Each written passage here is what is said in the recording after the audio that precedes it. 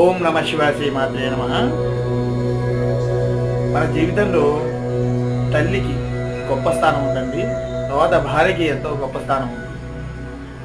మగవారు ప్రతిరోజు కూడా ఇంటి నుంచి బయటకి వెళ్ళేటప్పుడు, కార్యం ఏదైనా పని మీద వెళ్ళేటప్పుడు మీ యొక్క భార్య చేతితో ఒక గ్లాసు మంచినీళ్ళు తీసుకొని తాగి, ఆమె కుడి చేయి యొక్క అరచేతిని ఇలా తాకి బయటికి వెళితే ఆ కార్యం అనేది తప్పకుండా నెరవేరుతుంది.